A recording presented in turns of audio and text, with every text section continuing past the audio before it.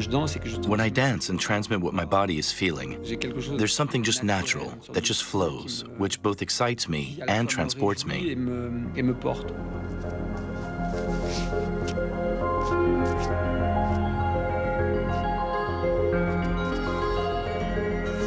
The bursts of movement come from inside of me, and often they occur in a totally subconscious way. In other words, it's something that just comes out, that escapes from the body.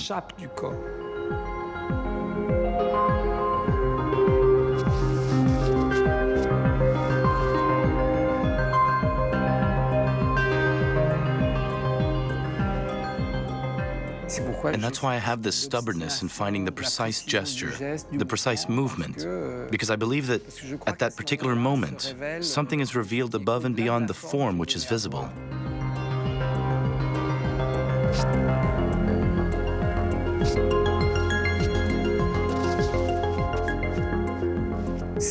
In the end, what emerges is perhaps the essence of the soul. I think the most beautiful things are those which are invisible.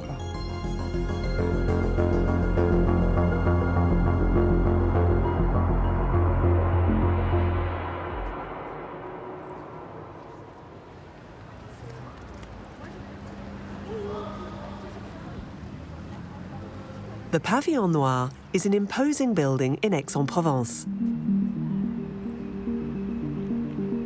It was made to measure for choreographer Angelin Preljocaj. His dances are devised here every day, behind this outer shell of concrete and glass.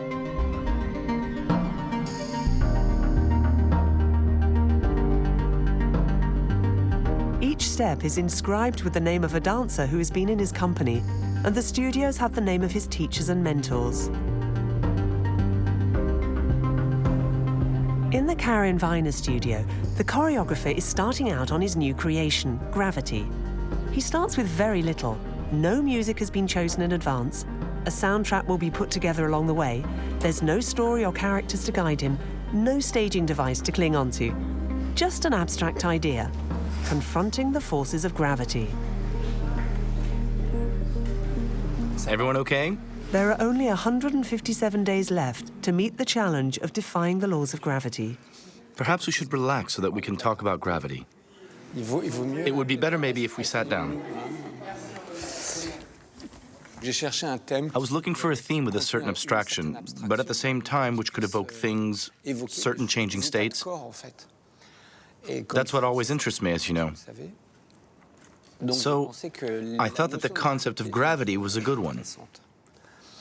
So we're going to work on the physical, muscular level by experimenting with air resistance in order to give the impression of gravity.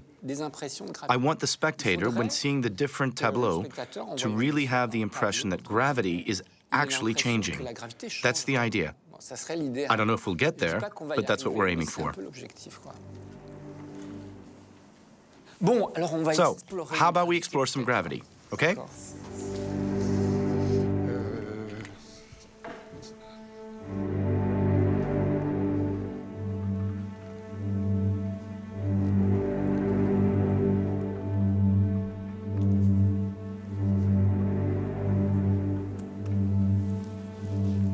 This arm has to be quite low in order to be able to do this.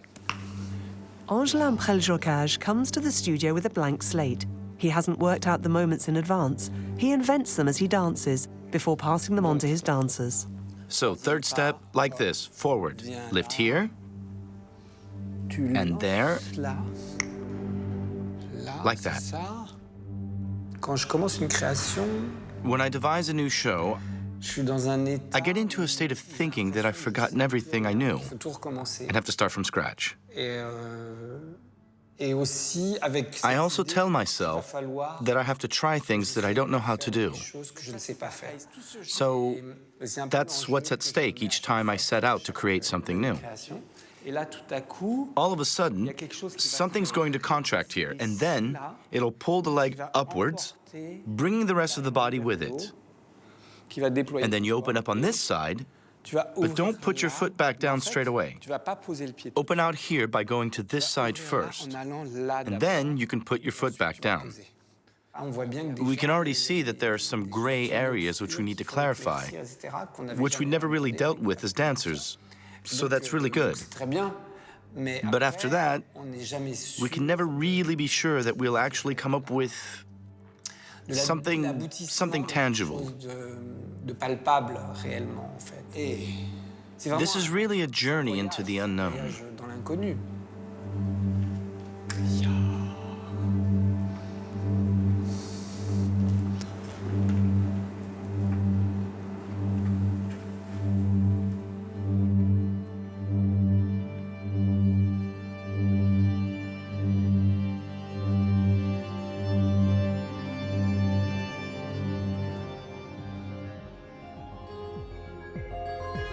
For 35 years, Angelin Preljocaj has looked at the world through dance. Creating more than 50 shows, he's experimented with all forms of theatre, from monumental works to intimate solo shows, gaining a huge following along the way. His company has been invited all around the world, and his pieces have become part of the repertory of the most prestigious dance houses. He has plumbed the depths of the collective subconscious, reworking classic stories and explored without flinching the whole range of human emotions: violence, fear, desire, and passionate love.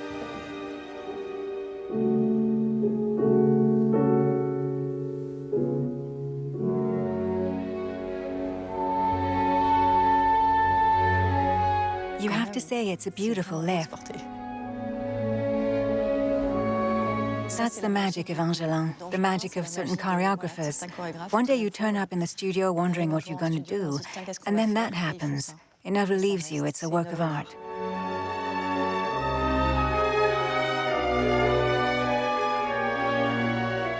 Dance burst into Angelin Preljocaj's life at the age of 10. A photo of Rudolf Nureyev so fascinated him that he took it upon himself to take his first ballet lesson.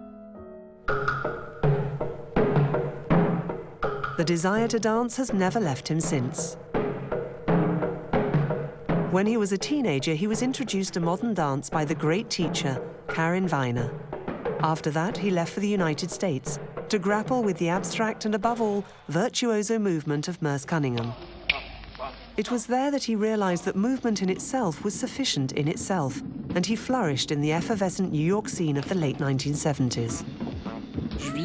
The year I spent in New York was an incredible time where everything seemed to come together.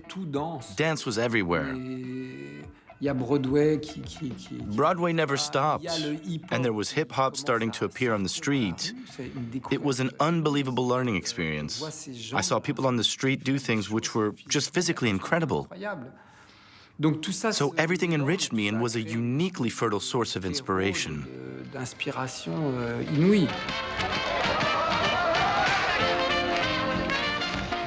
Among many influences, cinema played a big role. From an early age, slapstick and musicals helped him to hone his craft and vision as a choreographer. Fred Astaire was without a doubt an incredible dancer. He had such a light touch in the way he danced, which was unique. It was almost as if he wasn't even really dancing. He was extremely elegant. He was a sort of almost disengaged. Any woman or any man, any partner in his arms would turn into a great dancer. And anyway, for me, the cinema itself is already like a dance.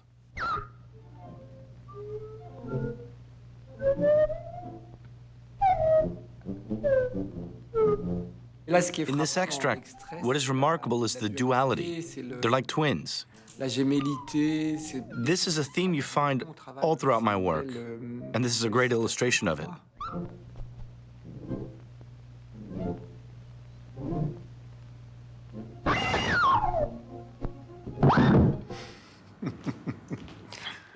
I'm incredibly fond of the way Charlie Chaplin moves.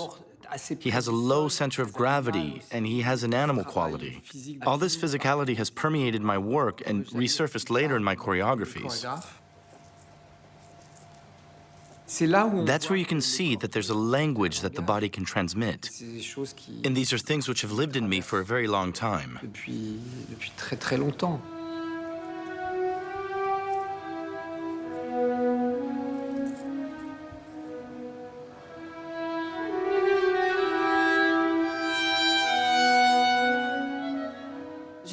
I always felt that his movement started in the pelvic region. So it was about how the pelvis led the rest of the body. That meant that the upper body was always going a little like this, a bit like Cunningham, with back and forth movements and circular ones. Lots of raised elbows. But at the same time, it was the pelvis that had to maintain stability.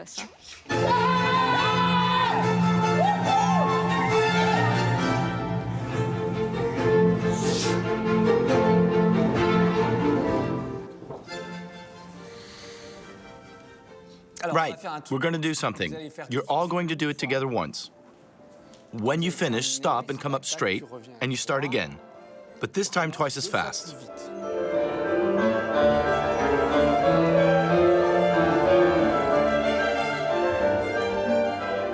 In the studio, Angelin Preljocaj and his dancers are continuing to invent a choreographic phrase.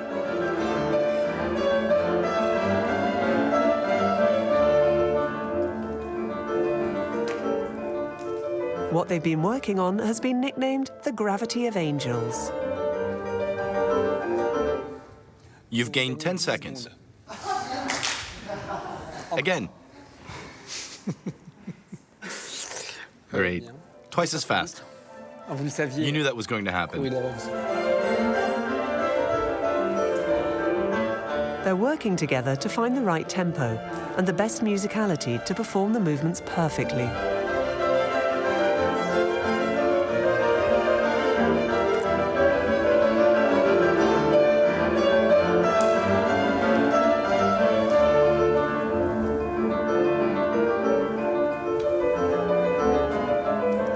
That's great. Bit of a mess, but it was great. You could say that we're scientists of the human body. We get together, we research, I make suggestions, and we talk about it. This is really an area where we're working with living matter, with muscles, with energy, weight, with time, space, all things that I'm passionate about and which are the ingredients of my research. Angelin is the first modern dance choreographer with whom I worked. In ballet, you're always in the air or trying to be elevated gracefully, to rise above the ground. But Angelin is someone who works with your grounding and deep pliés. And when I came across them, I loved them. There was something masculine about them, which I loved.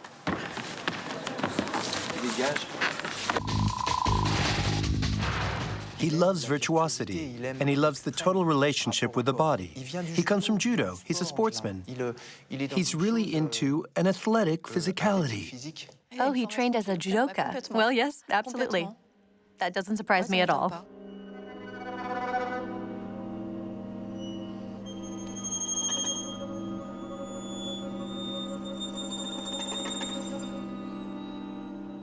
In judo, you need to understand your opponent's body so you can kind of anticipate their movements.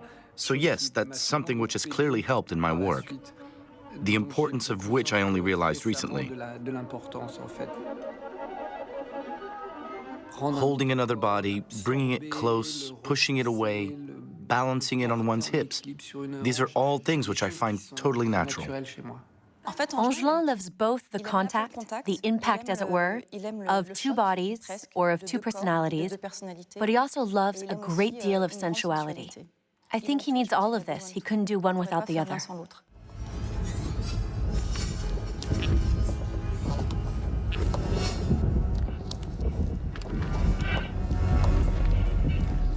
The very essence of Preljocaj's choreographic compositions lies in his duets.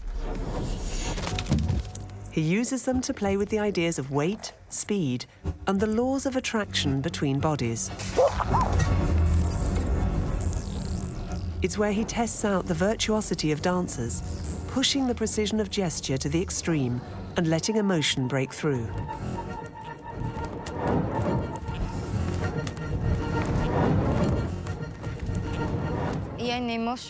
Emotions can be felt very strongly. I think there's a lot of love. He's always dealing with stories of love between couples, be they two women or two men. I really think that he has his own particular way of seeing love through two bodies dancing together.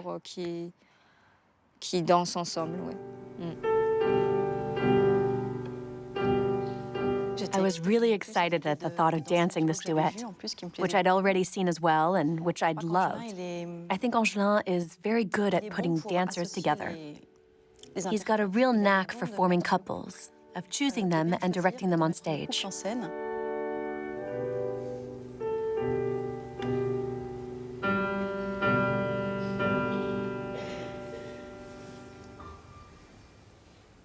I was used to telling stories in 3 acts, but here the emotions are condensed into a shorter period. With Angelin's duet, the emotion comes out straight away. It's immediate, we get straight to the heart of the matter.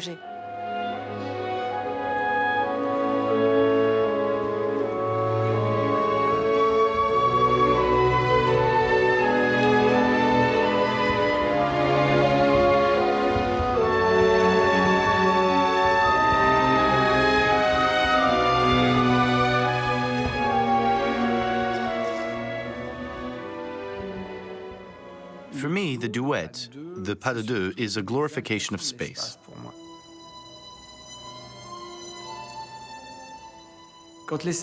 When the space between two bodies is rapidly reduced, there's a certain brutality. But if it's reduced slowly, we can see tenderness, and so on. So it's this space which almost changes texture, and the speed of reduction of space between the bodies is what creates the composition. And in turn, the choreographic composition gives meaning to the dance. It's now been 2 months that the team have been carrying out intensive daily research around movement.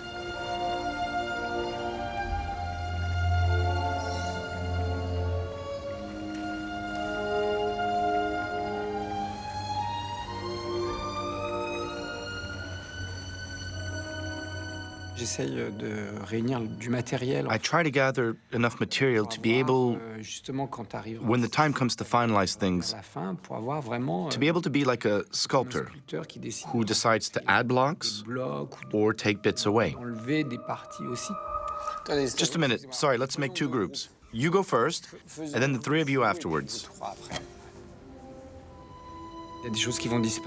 Some things will get thrown out, other things will change, and other things will merge together.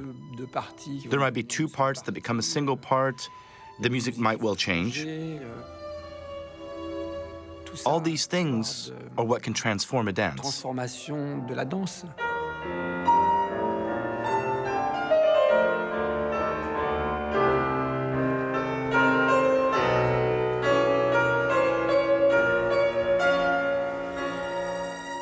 On top of all these moving parts, which will undoubtedly alter the dance, comes the added complication of the pregnancy of Clara Frechel, one of the dancers in the piece.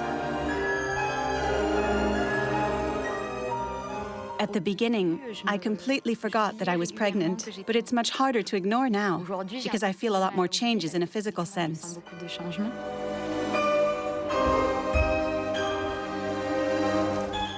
I talked about it a bit with Angelin, and told him that I really wanted to try and dance, despite being pregnant. And he told me that he'd like to try and take into account the physical changes that would happen to my body.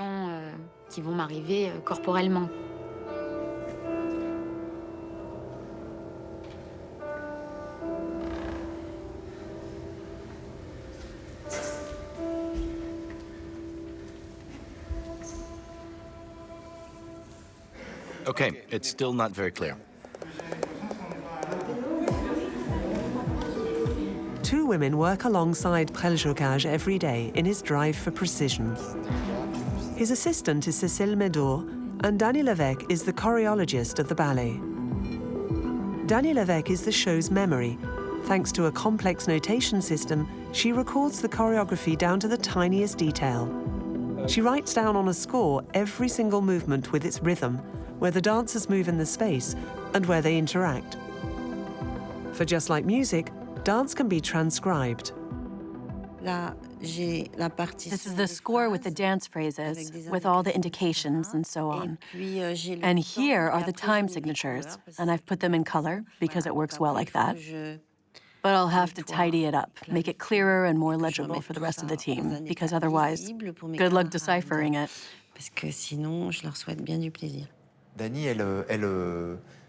Danny's system is like looking at a set of Leonardo da Vinci's notations.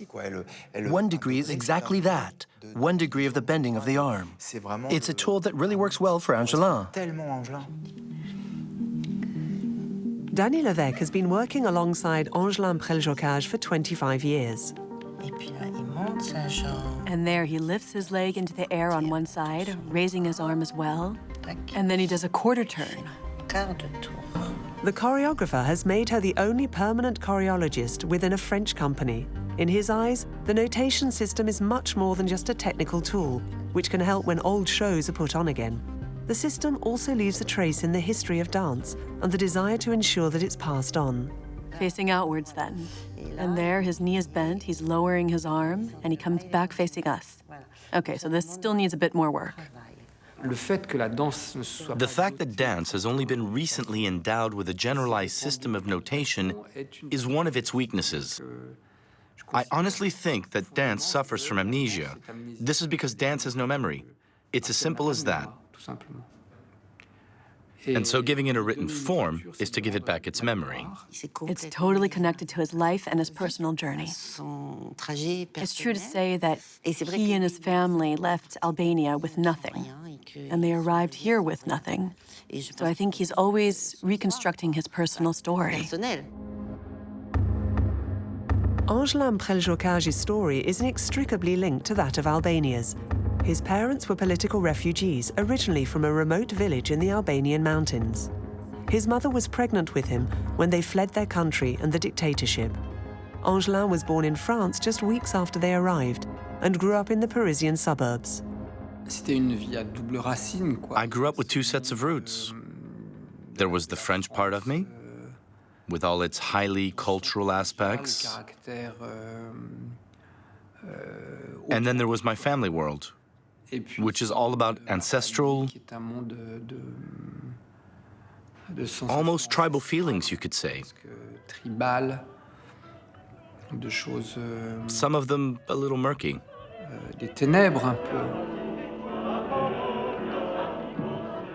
And in my mind, the 2 worlds faced each other, were in opposition and clashed with each other.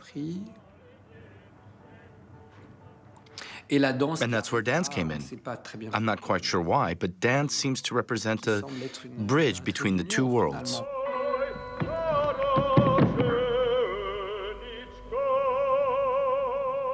The impressions left on him by his Albanian origins have often turned up in his work as a choreographer.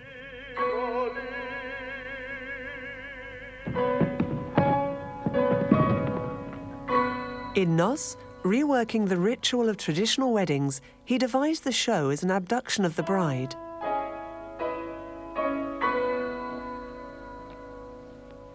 Stravinsky's music was used to highlight the fatal, barbaric, and yet tragic beauty of the abduction.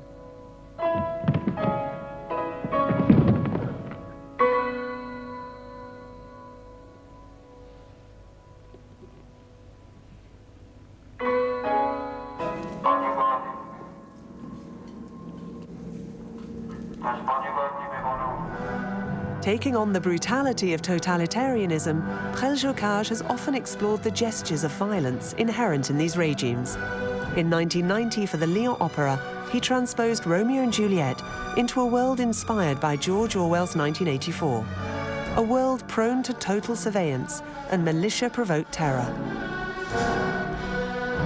He called upon the cartoonist Enki Bilal to work with him on the set and costumes for the show. When I met him, I knew that we already had common Balkan origins. For me, it was Yugoslavia.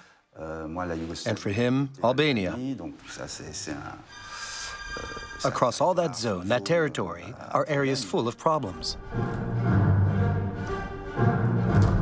But at the same time, in our work together, we tried to assimilate this complexity to produce something pure, a purity even in extreme force or violence. And I think that's what brings us together. It's both something bigger than us, but unites us all the same.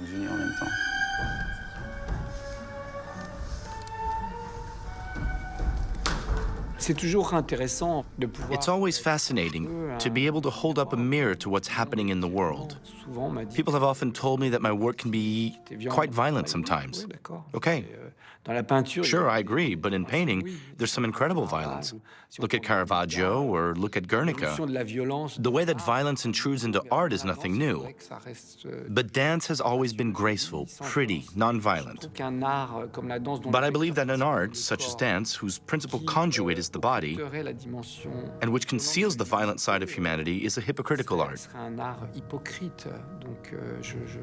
I can't think of it that way. So yes, my work is sometimes violent, but sometimes affectionate too, sometimes beautiful, and sometimes repugnant.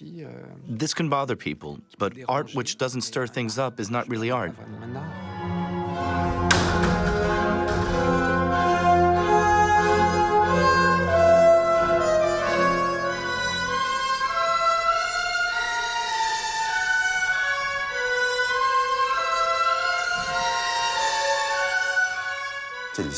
The story is underscored by a sort of contrast between the violence and the beauty of the dancers and their bodies.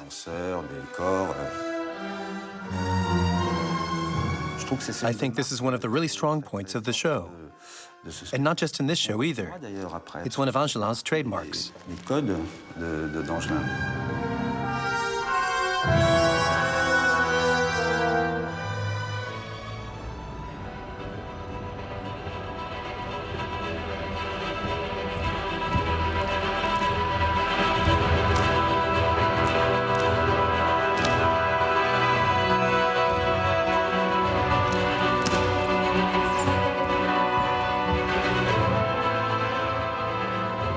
The team have been working on Gravity for 3 months now. Before they break for the summer, Angelin Preljocaj has to pull together all the choreography they've come up with and work out how much of it is good enough to feature in the final piece. So sequences are looked at again, and each movement rehearsed tirelessly. It's been a very long season for everyone.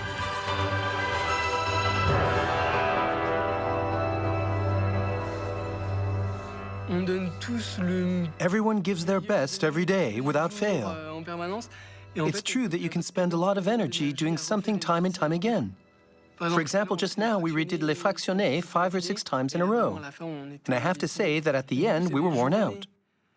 So we're moving all day long, we're burning lots of calories and energy all the time and working non-stop without any breaks. Okay, thanks. Can we do all that again? A bit quicker. A bit what? Quicker. Quicker. I'll count you in on 8. Good luck. 1, 2, 3, 4, 5, 6, 7, 8, What I like about Angelin is the animality which takes him over. I can remember moments working with him in the studio where he's so present, urging you to go for it, you really feel something wonderful. Bang, bang, bang, on to the next part. Do we take these off? Yeah. It was full throttle the whole time. I loved it. It was absolutely exhausting, but I loved it. A bit like saying to a sprinter, listen, you do know that you're going to go flat out now for 3,000 meters.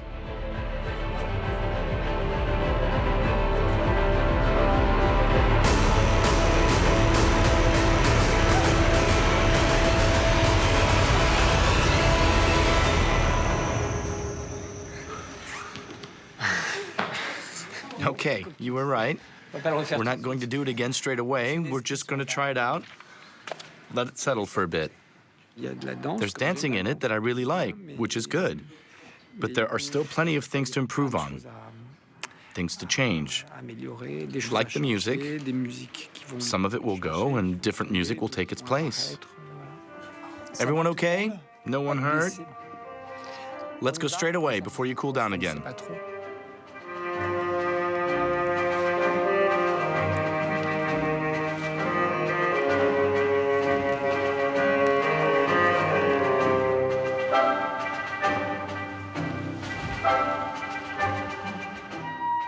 I came up with this idea of a diaphragm, a sort of rosette.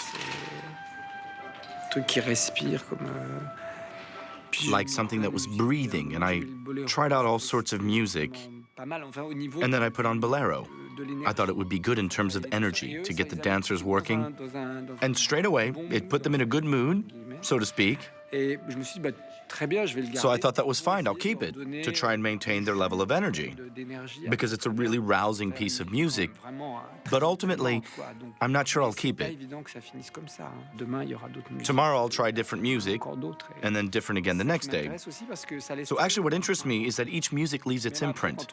Even after the final music has been chosen, there are still undertones of all the other music, and all the energy which has contributed on a muscular level, I'd say, to the dance. Presque musculairement la danse en fait. So all in all, there are a lot of things to try out and explore. In the end, of course, we have to keep the main substance of the work and not lose sight of it. That's what I'm afraid of. De ne pas se perdre en route, c'est ça qui me fait un peu peur.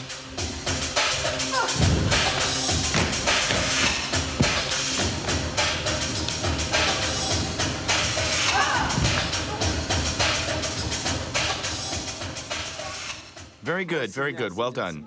You've really given it the works, as we say.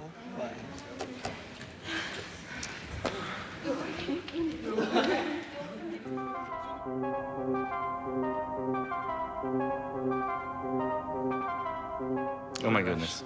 In this footage, Angelin Preljocaj is 25. He's one of the dancers in the Dominique Bagouet company.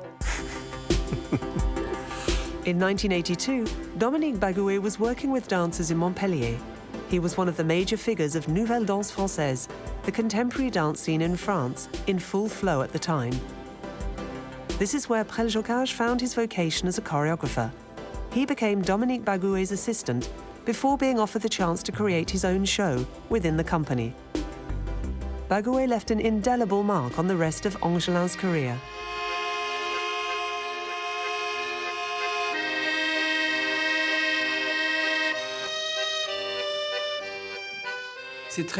What's strange is that Dominique was someone who would pass things on without really knowing it. What he passed on, in fact, was himself. There's a general feeling that great artists are like monsters. Omnipotent, omniscient, sure of themselves, and so on. Dominique was, in my eyes, a great choreographer. Truly one of the greatest of his generation. But at the same time, the person I knew had such human qualities. And there was a simplicity about him, which in some ways enabled me to imagine that I too could, because he really wasn't the monster that I thought I'd find behind the great choreographer. Maybe it wasn't actually necessary to be a monster. Perhaps all that was needed was just to be a human being with something to say, and that's where, in that respect, I think he was most important to me.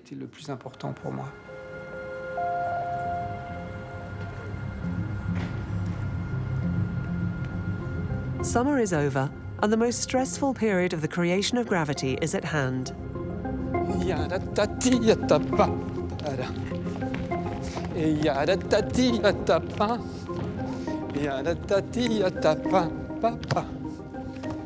I have moments when I'm fine, but honestly, the closer we get to the opening, then the more stressed I get. I start doubting. I get huge doubts, actually. 5, 2, 3, 6, 2, 3, 7, 2, 3, 8, 2, 3, ya da ta ti di ti ta. Ta ya da ta ti ya ta ti. Ta e ya. Ta. Ta. The team are now rehearsing on the stage of the Grand Théâtre de Provence, right next to the Pavillon Noir. Time is getting short, and Angelin Preljocaj still has a great deal of important decisions to make. I'll play the music. Maybe that'll inspire you. I'm warning you, it's very fast.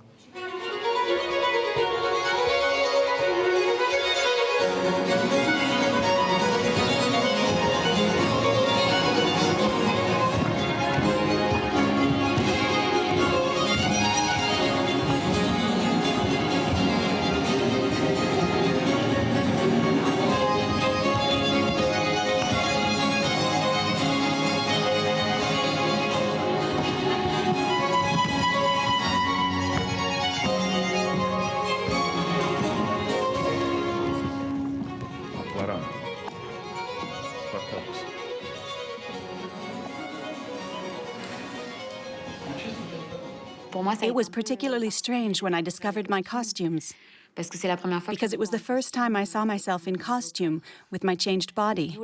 I thought, oh dear, I'm going to have to go on stage with my extra pounds, my big belly, and so on.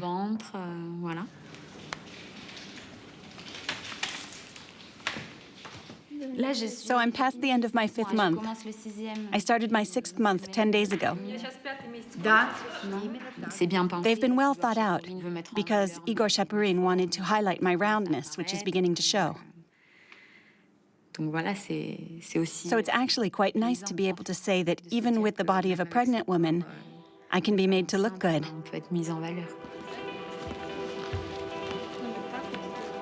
What if we put a fastener here? Igor Shapurin is a Russian fashion designer. Can't we have something added over the skirt? Something more elastic? Something black and flexible, so that you don't have to take the whole thing off? Igor and Angelin met at the Bolshoi Ballet, where they put on And Then 1,000 Years of Peace. Gravity is the 3rd time they've worked together.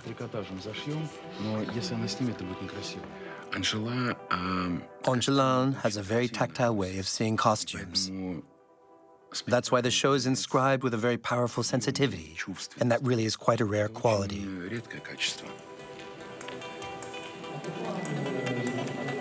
Up to now, the choreographer and the costume designer have only worked remotely. They exchanged over 300 sketches to bolster their research.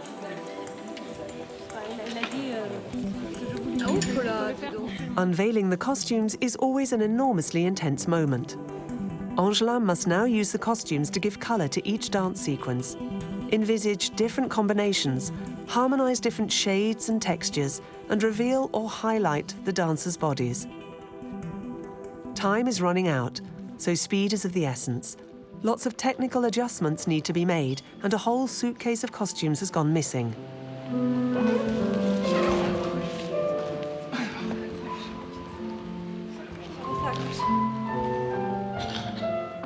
Is that okay? Can you dance with that? Yes, it's fine.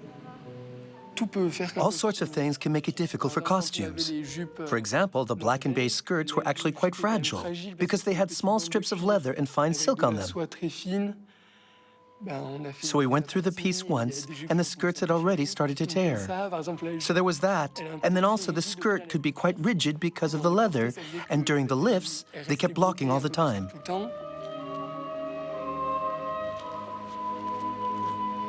I think we're too obsessed with the purely technical side of the costumes, which haven't been adjusted yet, which slip and so on, to be able to say that they really add something to the show.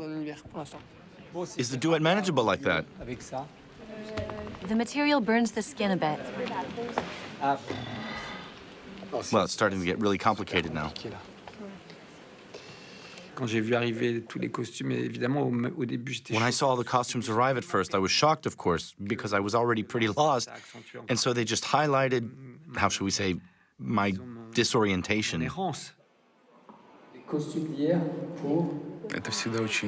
I'm always extremely nervous at moments like these. It can be really stressful, because up to that point, you're always working a bit blind.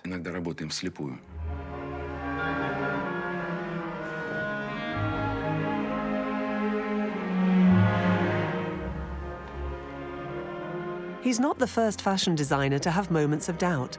In 2008, Angelin Preljocaj called upon Jean-Paul Gaultier to design costumes for Snow White. Even if the story and the characters from the grim fairy tale helped him in his research, the first fittings are permanently engraved in his memory. I remember at one point, with all the costumes I'd done, I tried them out really quickly, and then I mixed them around and changed them. It's only in trying them out that you can tell. Sketches are all well and good, but they're just ideas. In the end, you have to know how to adapt to the bodies, so that the costumes can work as well as possible. Naturally, I used some of the obvious cliches for the Queen, a sort of Disney Cruella, with her evil side represented by black and red symbolizing the flames of hell. And then there were those frameworks, a bit like cages, which made the costume into something decidedly more theatrical.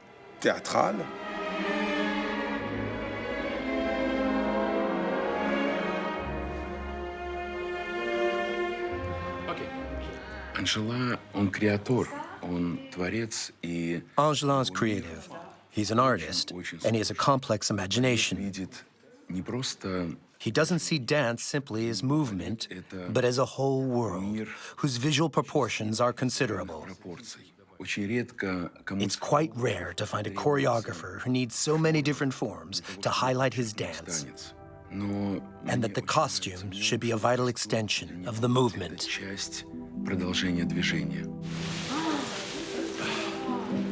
Marvelous. How about if we take them downstairs right now? Yes. Yes. I think Angelin will be delighted. All the girls can try them on.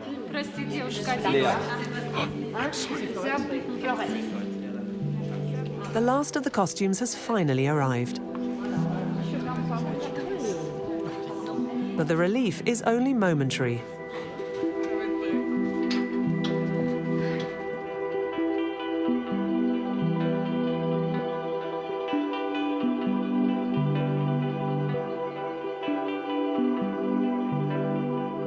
The costumes reveal what the choreographer feels is still lacking.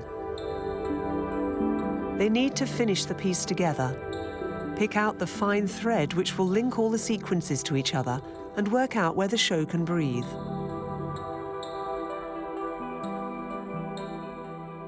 This is where we can see that abstraction is extremely complicated to put into shape.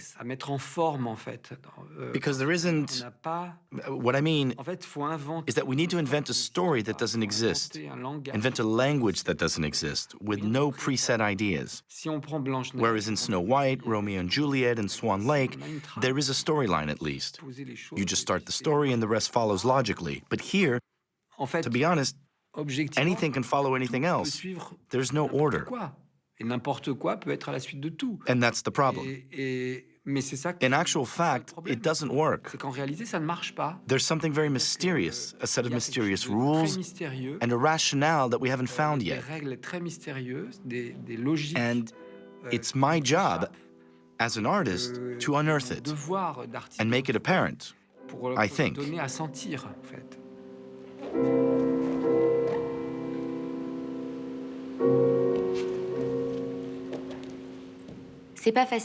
It's not easy for us. We need to try and find our place as dancers in all of this.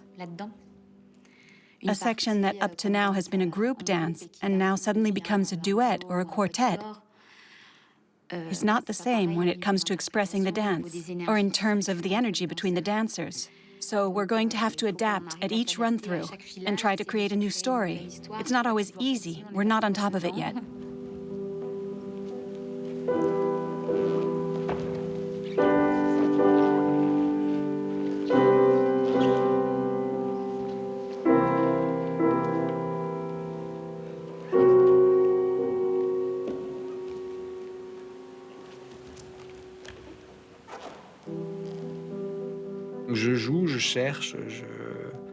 I play around, I try things out, like a Rubik's Cube.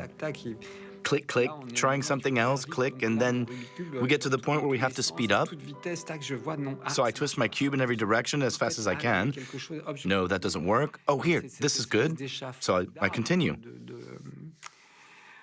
And it's this framework, this architecture that I'm searching for, a sort of magic center to the piece on gravity.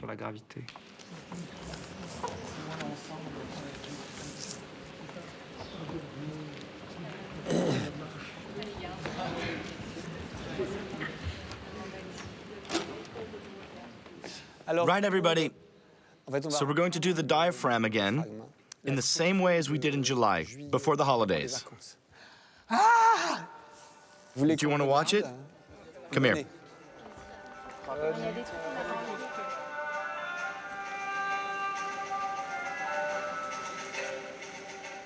The music moves forward and you keep up with the music. But to be honest, I find it really very boring. But looking back at this, I find it quite... Well, there's things I like. You take your time, then suddenly you do something really quickly, and all of a sudden it comes alive. It's more playful, it's much more physical. more of a proper choreography than some ordinary thing trying to keep up with the music.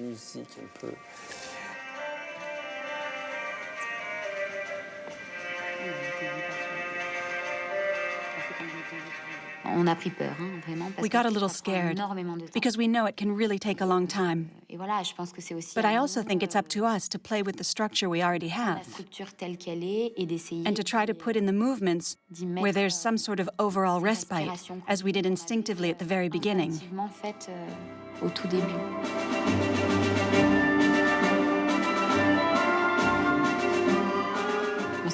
We help each other by giving each other little signs or starting cues. We said to each other on stage, let's enjoy this. Let's breathe together. We try to make sure we have eye contact, things like that.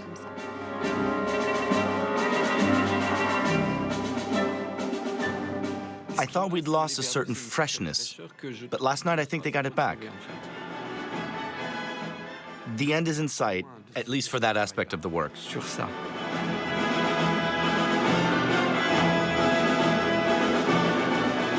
A few days ago, I wanted to walk away.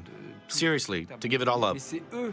But they gave me the strength to come back and carry on, and for that, I'm extremely grateful to them.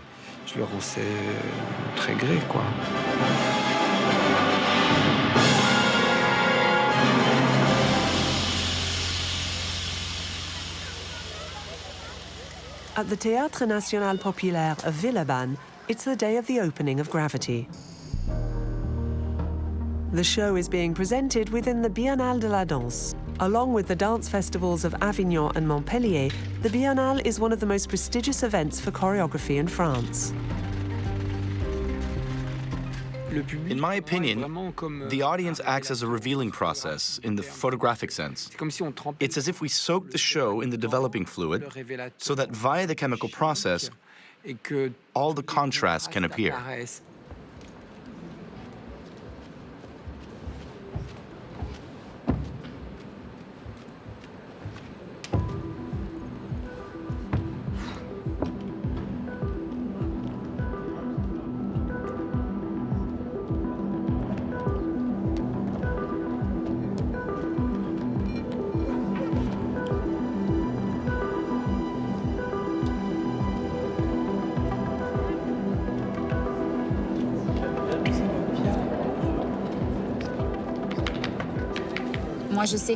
I know that I'm totally engaged in the show from the very beginning, straight away, in fact.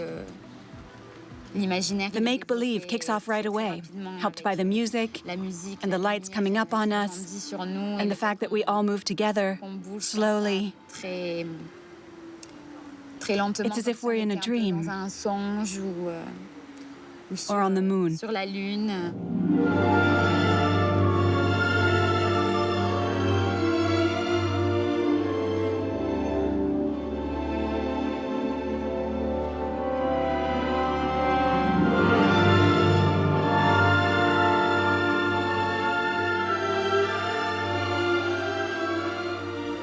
Everything changes when there's an audience.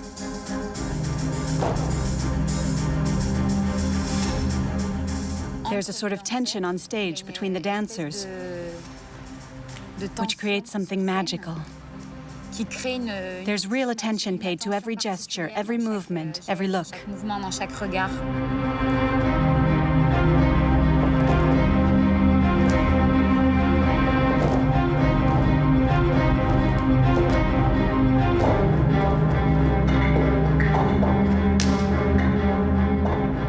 It's as if you're literally transported by the power of being watched.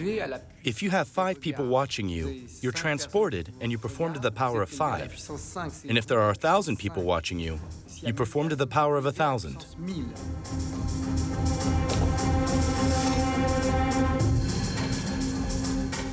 When you enter on stage, and this is what you're passionate about, this is what you want and desire, it's just an incredible feeling.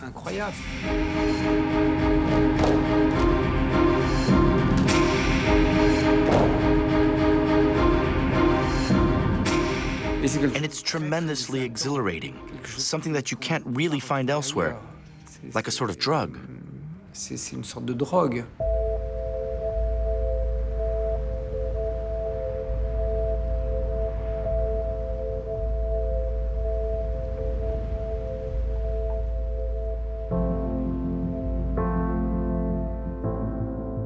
I feel that time is what's ahead of me, not behind me.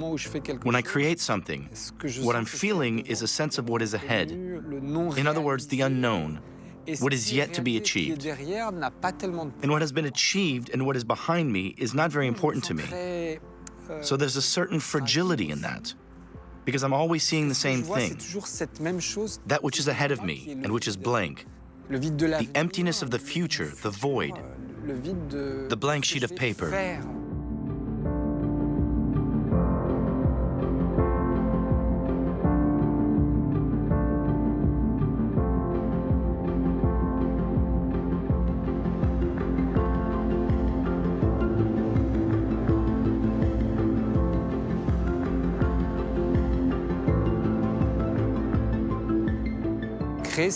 Creating is a way of existing for me. It's my way of being in the world, of existing, of showing myself to the world,